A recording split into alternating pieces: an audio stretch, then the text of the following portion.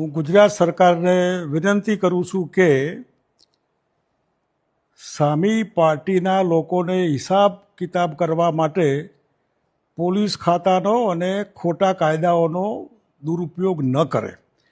એટલા માટે કે હમણાં તાજેતરમાં રાજકોટમાં જે પીટી જાડેજા સામે પાસાનો કેસ કર્યો, આ પાસા મીસા જેમાં જામીન પણ ન મળે, આ રાજકીય કિન્નાખોરી કહેવાય, હિસાબ કિતાબની વાત કહેવાય.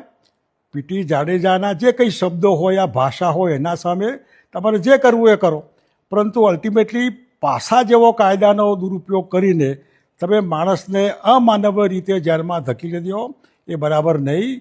આ સમાજમાં લોકોને એવું લાગે કે પીટી જાડેજા જે તે વખતે બીજેપીના સામે જે રૂપાલા સાહેબ બોલ્યા અને આગેવાની લીધી, એનો બદલો ભારતીય જનતા પાર્ટી સરકારના માધ્યમથી વારી રહેશે.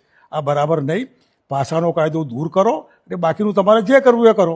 અમારા જાડેજા સાહેબનો પાસાનો કાયદો પણ રદ કરો તો સારું રહેશે. આટલું મારે સરકારને કહેવાનું છે.